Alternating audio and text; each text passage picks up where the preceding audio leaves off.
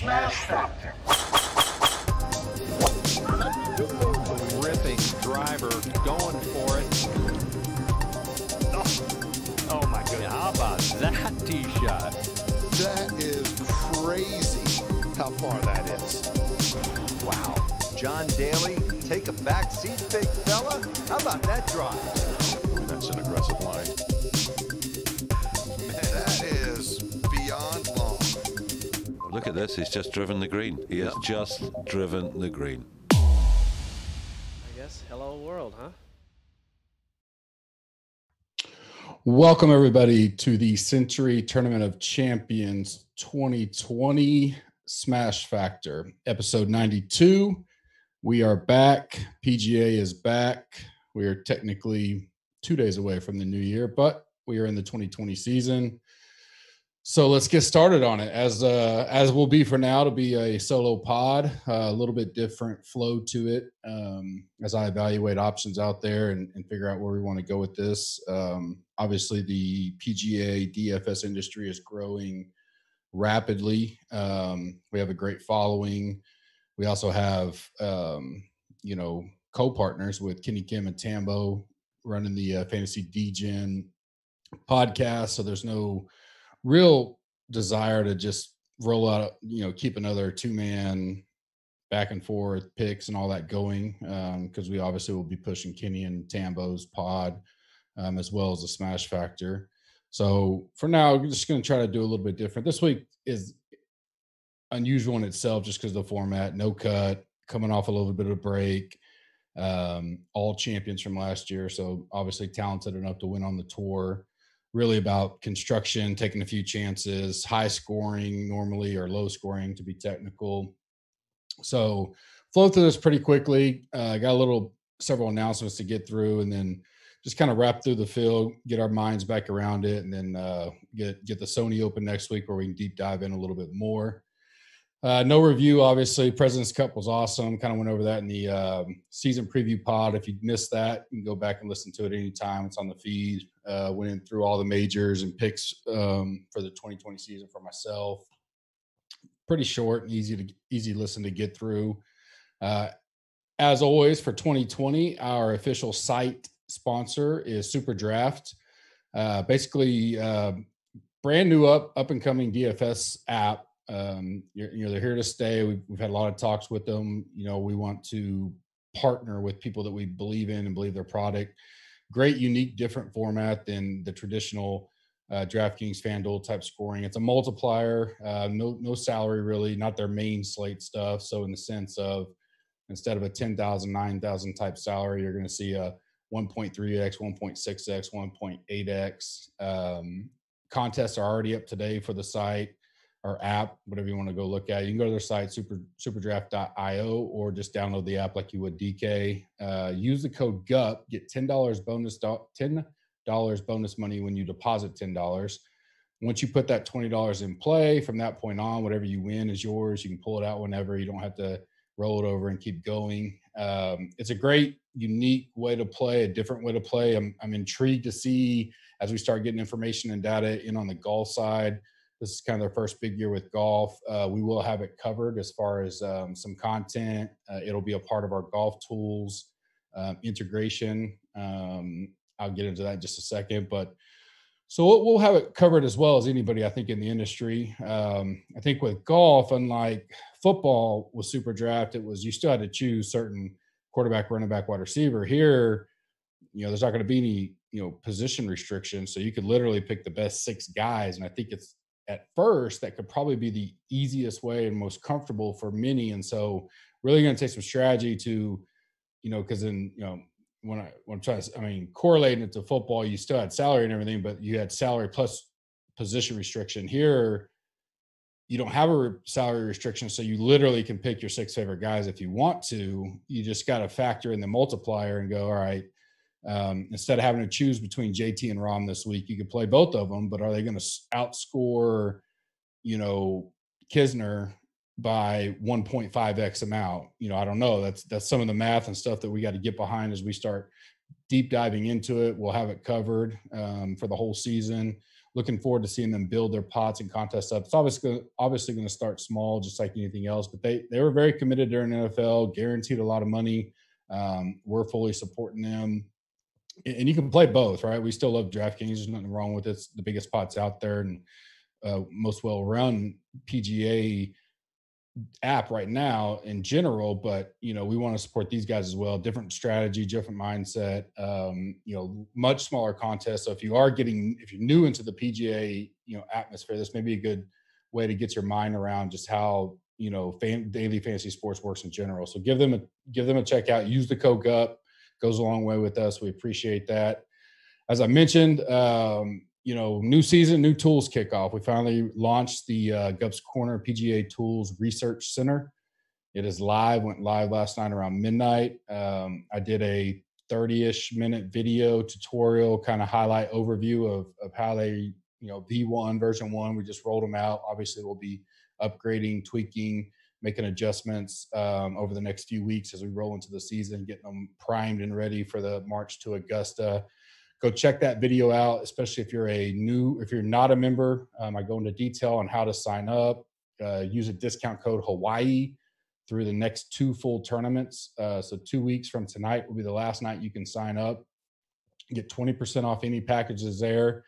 You can, in the tutorial, I'll go through what all the tools have, what we have coming, et cetera. So you can kind of get an overlay of that, and also kind of go into our other products, show a little bit of our football tools from last year, which will be enhanced and upgraded in the off season. So this was our first year of football tools. So, we have a full 6 months or so to work on those in the background. So they'll be bigger, better, stronger next year. So you can go ahead and lock in the football pricing with this discount now too, if you'd like to. We'll be covering best ball and stuff like that through the off season. So good time to lock in everything if you want to go check that out. I'll embed the link to the tutorial video that I shot earlier in the podcast details as well if you want to watch it. It's on our YouTube channel. If not, Gup's Corner on YouTube, you can find that. Our new gear is also locked and loaded. We're fully stocked back up after Christmas. So you can go check out gupscorner.com/store. Use the code ALOHA. Get 20% off during the same 2-week period off of any combination of clothes, shirts, hats, T-shirts. Our HV3 shirts that we're raising money for the HV3 Foundation is also in there. A bonus on that is the Honda giveaways coming up, which we will be drawing for on Super Bowl Sunday. So if you buy a merchandise combo, that gets you a ticket. I go into detail in the video how you can earn up to 7 tickets for the drawing. Someone will win. You can be a new member or a current member and get 7 tickets. The video kind of explains that a little bit better, so I don't have to regurgitate that every single week. I'll just direct you to the video if you want to check it out. The trip will include a all-inclusive trip, flight, lodging, tickets to the Honda for up to 5 days, tickets to the DFS Open. You're on the team with me. Another round of golf we're playing, club passes for Sunday. Just going to be an awesome event. Obviously, we know some people may not be able to go every day we go, but if they can fly in Thursday or Friday, still got everything covered for you. It's going to be a good time. Go check that out. Getting the golf tools right now gets you a couple extra tickets. If you're a new member, you can literally get 5 tickets by the end of the night with the purchase of that, your merch combo, and then rate and review us on iTunes is another way to get tickets that's free. You do have to be a member to win. So the rate and review will help you as long as you become a member, when we back check everything. Also, Instagram, Facebook, subscribe on YouTube, and Twitch. All that goes a long way for us. Any big giveaways that I'll be doing, and I will be doing some giveaways here over the next 2 weeks for golf packages and such, I will always pick a winner from the big drawing from someone that has rate and reviewed us on iTunes. It helps us a ton. We have a lot of ratings and great reviews, compared to some counterparts in the industry. I think we're doing okay. We're not as up there, but I think we're coming up. I think this is 3 years now, or 2 years, 2 solid 17. Yeah, this will be our 3rd year. This will be our 3rd season of it. So really looking forward to that. And then, like I mentioned, getting the new gear gets you a ticket as well. So you can check that out at gupscorner.com/challenge. We'll get you everything you need to know about Honda, or you can watch the video and it goes a little more in depth. Lastly, before we get into the actual tournament, the One and Done and GC Cup signups are open. They've been open for a couple weeks at least. They will be open through 10 o'clock Eastern this Sunday, January 5th, 2020. They will not be open 10:01 Eastern Time, Sunday, January 5th. So don't DM, don't email, don't say I missed it. Open it up one more time. I forgot.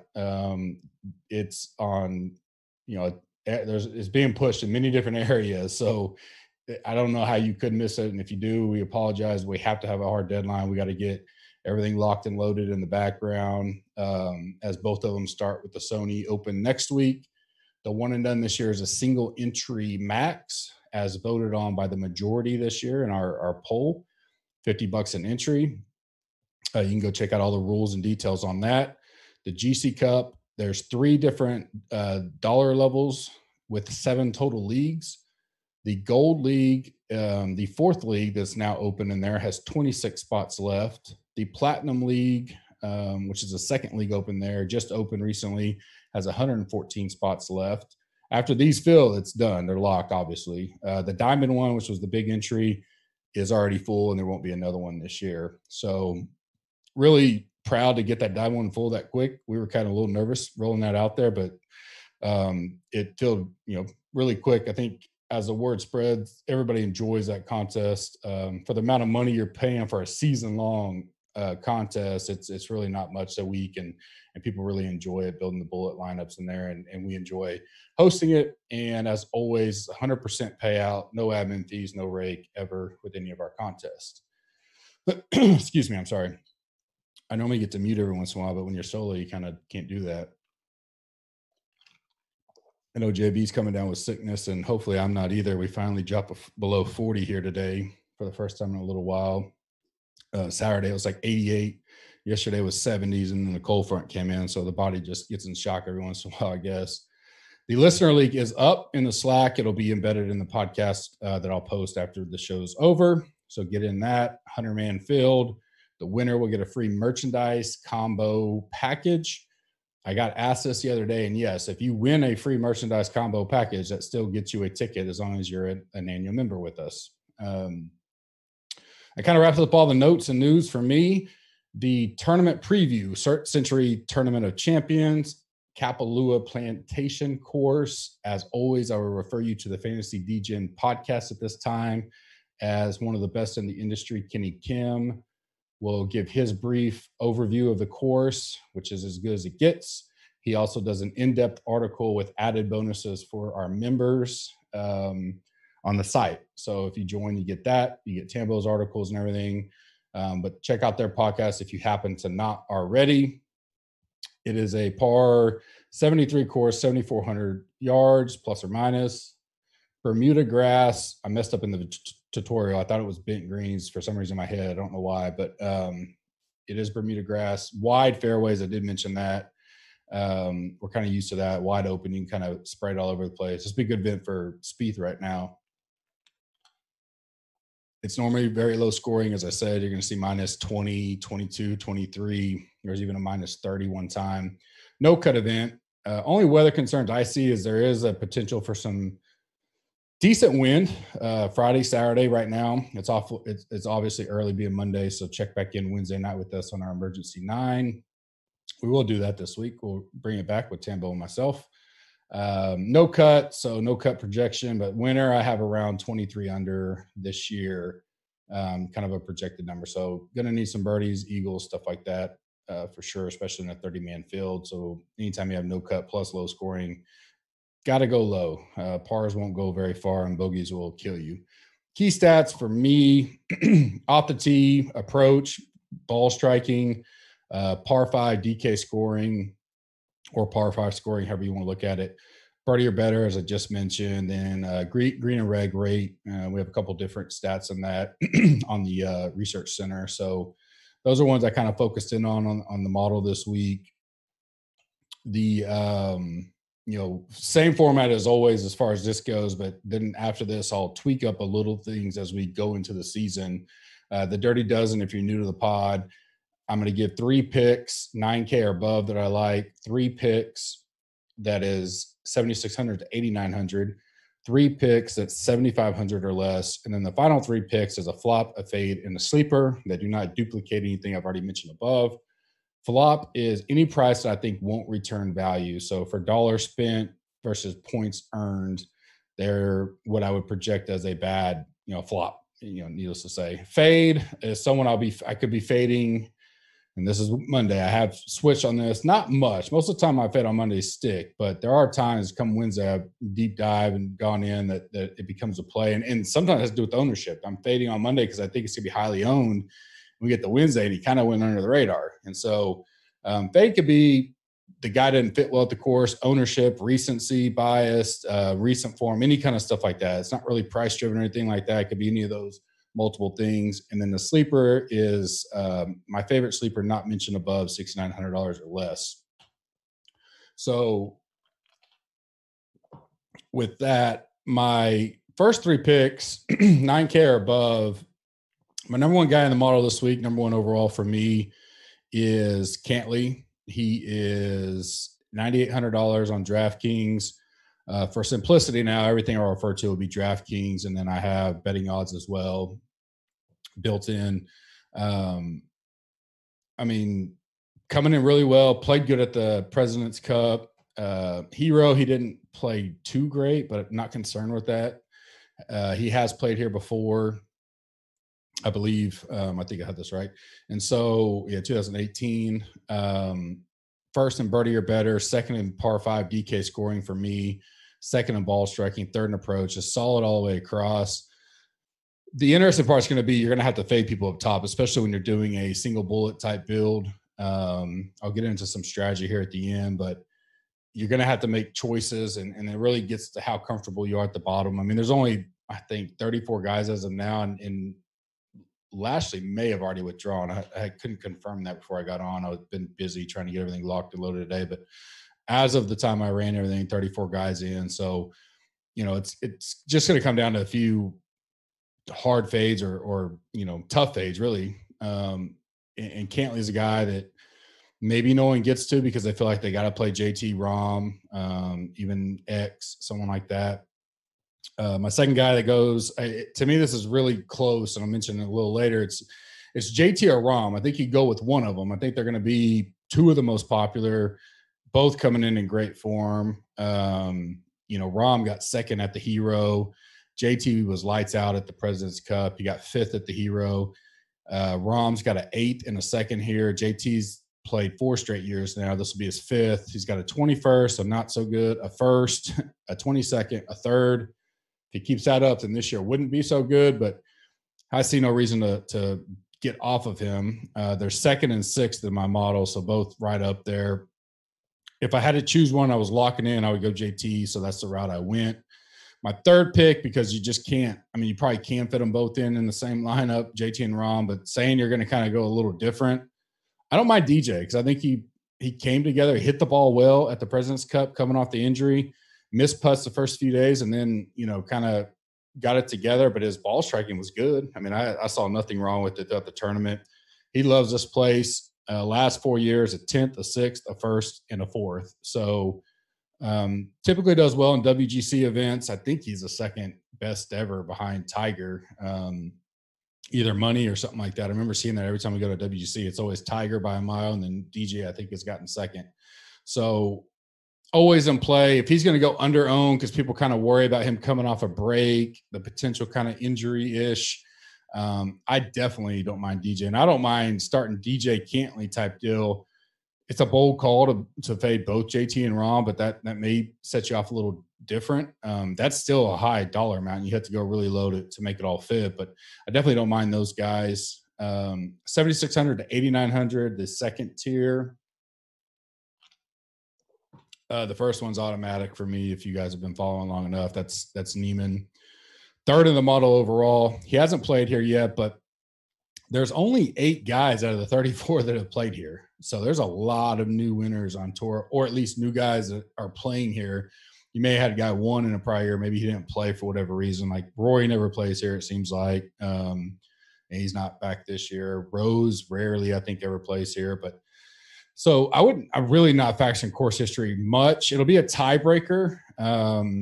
but it seems like all the guys with course history have done well for the most part. But down in the middle range and lower range, you know, it may give a slight nudge, but the course plays easy enough. These guys are so good that I just don't think it's a huge advantage this week at all. Especially, it's not like it's tight and tough. I mean, it's wide open.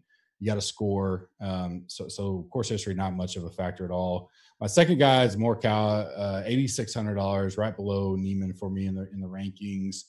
Not played a whole lot. That'd be the only concern-ish for me. T22nd at the Zozo, obviously never played here. No PGA events since then. I need to verify if he played Euro at all. He may have played one.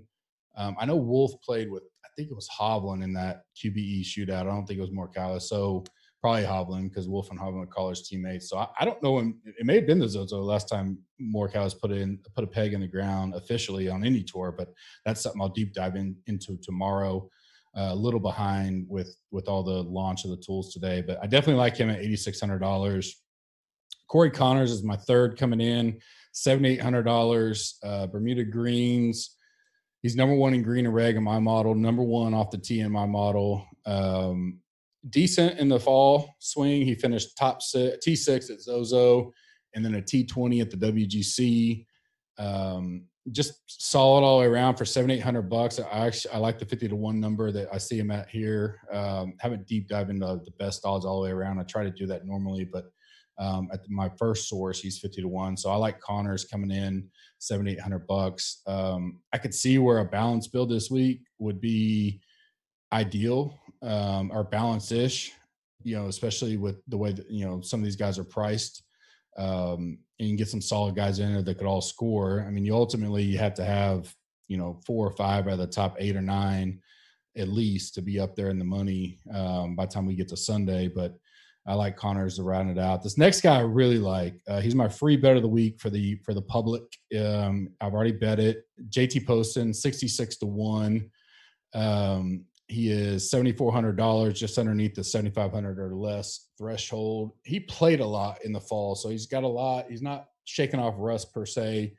T27 at the Zozo, T24 at the WGC, T41 at the OHL, T14 at the RSM. Stat-wise, he's top 10, so just, you know, a little above average. Only 34 guys, so everybody's in the top 30 here per se. Hadn't played here, but overall, I like his game. I think he could fit here. Probably pretty popular. We'll see how that comes in, but I like Poston. Next guy, he doesn't really pop for me too well, but because of potential of 2 full rounds and windy conditions, $7,200, 80-1, had a top 10 at the Zozo. Ryan Palmer, he also played really well with HV3 at the partner deal. That same one that Hovland and Wolf played in. I think it's called the QBE shootout. You guys know I'm not good with that kind of names and stuff, but I mean, he's just dead average all the way around in the model for me. But he, you know, decent off the tee, decent ball striker and approach. We know that. The wind's kind of the deal, especially if I see we're going to get half the rounds in it, and he can maybe gain a 1.5 stroke type net difference on those days. It can make enough for him. I know he didn't really go low a lot, but his game's really come around. I mean, last year was one of his better years for sure. In general, I like him for sure. You know, I enjoyed following him at the Honda last year. Hopefully he plays there again this year. It's a good course for him, especially when it gets really windy. So I like Palmer. And then my last guy was kind of a coin flip between two, but I went Adam Long, $6,900. Maybe hoping he just gets overlooked here, and that's a good spot to get him in at. Played in the fall pretty well. Had a T2 at the OHL, T35 at the RSM, and a T51 at Zozo. So not great, but got, you know, OHL was good, really good, obviously. And then T35 at the RSM. Again, kind of right there with Palmer, average across the board on the stats. He's better at the scoring stats than Palmer. They kind of flip-flop. Like if you merge them two, that'd be a heck of a guy as far as the stat model looks. But a little bit better at the greens and reg, birdier better, and par 5 DK scoring. I will look at the putting splits and stuff as we get into the deep dive and move towards Sunday, kind of see if he does well at Bermuda. My gut wants to tell me that he does like Bermuda, but I'll double check that and get that information out. But he kind of rounds out my 7,500 or less model. Last tier, as I mentioned, a flop, fade, and sleeper. Flop for me is going to be Kuchar. $8,400. doesn't really rank out real well in anything compared to the field. Maybe approaches a little bit. He had a 14th at the OHL, a cut at the RSM, then a 14th at the Hero. Remember, the Hero's only like, I don't know, 16, 17 guys. So not good there. He played here last year and got a 19th. Again, only 30-ish guys. So just nothing for the $8,400. I just don't see him returning that money, real well. And if we get to a 23, 24, 25 under type event, I don't know. There's plenty of other options around there. I'd play all day over him and even less. Poston type, Wolf, Connors, those guys. Morikawa was $200 more. Neiman's $800 less or $400 less. I'm sorry. So he's kind of my flop of the week. My fade. This is really just thinking he's going to be one of the more popular outside of JT and Rahm is Xander X. I love him in general. A return to the scene of the crime where he stormed from behind on Sunday to beat Woodland and crush our outright ticket. So obviously got first here last year. He had 22nd in 2018. So definitely learned the course, I guess, in 18 and took it to house on 19. Putted lights out on Sunday. Had one of the biggest putting splits ever, really, in this type of event. As far as strokes gained putting doesn't really pop here when you look at the total overall strokes gained total in the history. But last year, especially that last round, it surely did for him. So not that it doesn't mean he can't compete, but he's coming in really good form. So it's not like the best fade at all. T10 at Zozo, a second at the WGC, T10 at Hero, played okay at the President's Cup. So, I like him. I just think he's going to be really popular. And so this is a spot where really, and the only thing would change by Wednesday if I misread the perception is I would drop $500 less to play DJ over X any day of the week, and especially if I'm gaining ownership leverage. I love X. He's a great fit here and he's a great play. This is just in a 34-man field. I think it's the best leverage spot. Now, by Wednesday, he's not talked about hardly anywhere, which I can't imagine. I certainly will play him. I don't mind it. Woodland would be another guy, kind of was 1B to me that I think will be super chalky at 9,300. So he was I went back and forth between Xander and Woodland on who would be the best fade. So both of those are in play by the time we get to Wednesday and look at ownership.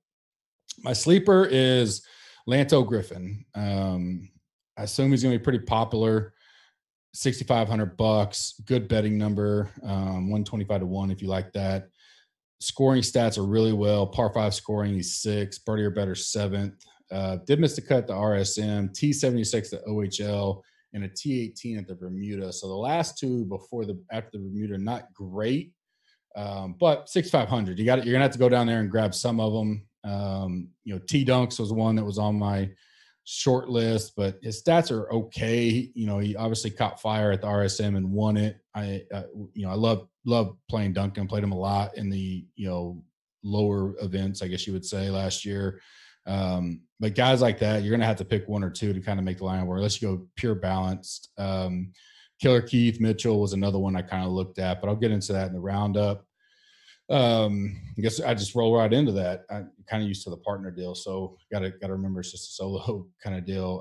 Kind of the wrap up notes of observations just early Monday. Mainly guys I didn't really mention. Fowler was on this tournament. It's hard to do a wrap up because you're basically covering everybody, but most of the time this will kind of be guys that are still on my radar because I only list 12, and normally 144-man field. I want to give you a little bit more than that. For the podcast listeners. Fowler, is he back and healthy? Looked fine at the President's Cup. Got a great history here, certainly in play. Could be a good pivot off of Woodland. He's got a 4th and a 5th here. He finished 9th at the Hero. Stats are okay, but that was a lot of kind of bad rounds for him. He's not popping like he normally would, but he's in play. Champ was a guy I got marked as could he go overlooked, $8,200. Plenty of value around him, below him. I don't know if everybody's back in on him yet, even after the win, but for being long as he is, this could wind up being a good course for him. He did play it last year and got 11th.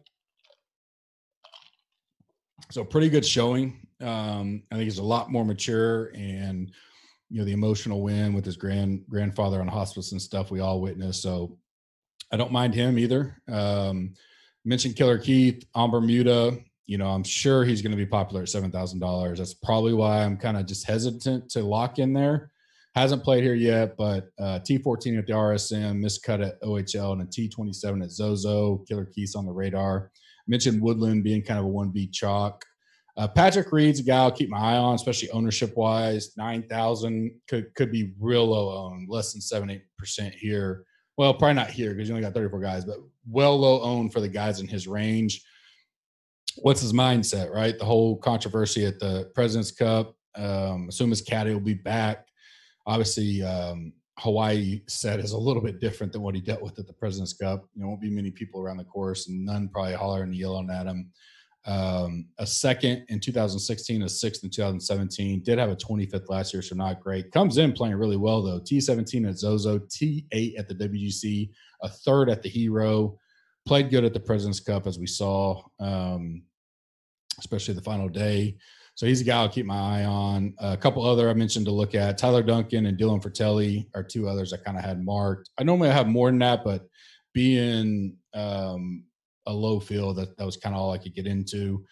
As far as overall weekly strategy, probably my only notes was, don't get cute. Like, I hear a lot of people say, well, leave a lot of money on the table. Like, probably my word of caution there is leave a lot of money on the table if it fits your style, or if it fits your story, if it fits your lineup. Like, I wouldn't just say I'm only going to spend $48,000 because that's going to make me different. I think that puts you in the wrong state of how you build your lineups. I think you should build your lineups, and if it's a great lineup and it happens to be 48-4, well, then fine. It's a good week to be different and have that low lineup.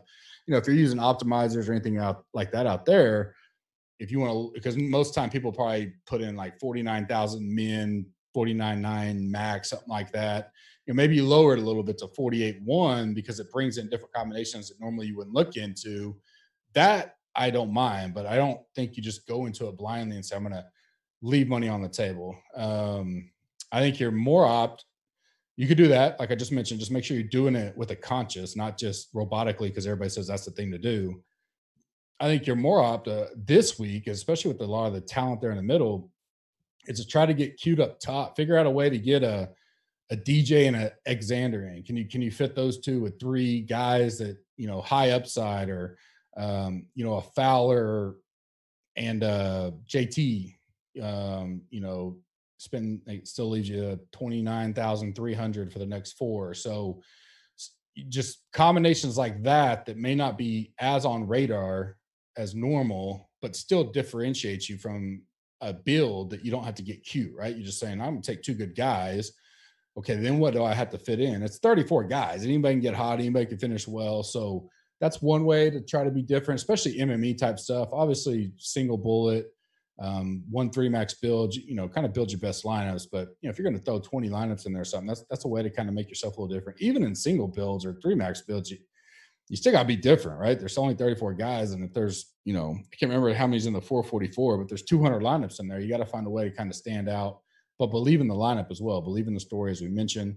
I'm almost done updating my process article that I wrote last year. I think it was like 13 pages long or something. It was really, a lot of people really liked it. And this whole year, as we went along, I made notes and adjustments from feedback from you guys. And so I'm almost done with the 2020 version. I will get that posted this week sometime for sure before the Sony, but I think I should be able to get it out even before Thursday. We'll see how the Golf Tool rollout goes. Wrap it up before we get out of here. Betting strategy. I'm going to give two each. I bracket it 50 to 1 or less, then greater than 50, less than 80 to 1, then greater than 80, less than 120, and then one dark horse above 120. Obviously, this week it covers a lot of the field, but 50 to 1 or less, I think is good values. Neiman and Wolf, kind of like got them on the short list. Neiman will always be a FOMO for me, worst case, but 50 to 1, I mean, he may actually make the official card. I think that's a good number for him. Coming in really confident and playing well. Played well at the President's Cup. Mid-range odds, greater than 50, like I said, not above 80. I like Fratelli and Poston the best. I gave away Poston anywhere in that range. I'd take him all the way down to 55. I don't know where the numbers are at, but 66 is where I saw right before I got on. So if you can get that or better, I'd lock him in. Free bet of the week. 80 to 120. Palmer is a guy I look at. Killer Keith, because if he gets hot with the putter, we know he can go. So those are guys that look good there. Palmer, just because, especially how windy it could get. If it looks like it's going to get even worse as we get closer to Wednesday, then he could be a good value number. So I like those two. I'll go ahead and give you two dark horse because they were coin flip to me as my last in on the sleepers up top. And it's Lanto or Long. I kind of like both of those. I think, let's check real quick. Long is 125, and I think Lanto is as well. Yeah, both 125 to 1 on the book I checked before he got on. So good sleepers there, good dark horse if you want to take a stab. I'll release my official card either tonight or tomorrow. It kind of wraps it up. The flow of the show will be as such. That strategy section in there will be a little more in depth when I have a bigger field to work with, and we talk about some construction, some unique constructions for that week, some contests that may stick out for that week, some how-tos on the building type stuff for that specific golf tournament week. Since I don't have a partner here and we don't go in depth into like 40, 50 guys, I think I can limit what I do to what we've done always, which has been, we've had great feedback. And then since I got a little more time, I can add that contest strategy selection for that week. This week I kind of covered the money deal and that kind of stuff. And then wrap it up. I want to be quick, precise, a good pod for you guys to knock out early in the week before you dive into all the big, a little bit longer pods out there that are also well worth it. But I'm going to try this for a while to get the feedback, see what people say. As always, join Tambo and myself Wednesday night in the chat room on the site, 8:00 Eastern for the Emergency 9. I did not check. That is New Year's Day, but I don't know when the bowl games are staggered. So I'll verify that and put something out if we're not going to go at 8. But we will do an E9 and a short coin flip that night, probably 30 minutes each. So an hour total. Coin flip, only got 4 games to really talk about, but we'll do a little dive in on that. And then we'll, not much to talk about 34 guys, but I always enjoy bouncing thoughts off of Tambo. So we'll do something that night. We'll try to find an hour in between the 2 biggest games on the day and give you guys a break, especially if you're hungover. Final reminders, gupscorner.com. Use the code Hawaii, get 20% off. If you are a current member, be sure to check Slack and your email later on as we have special loyalty offer for you guys. Thanks for supporting us the entire time.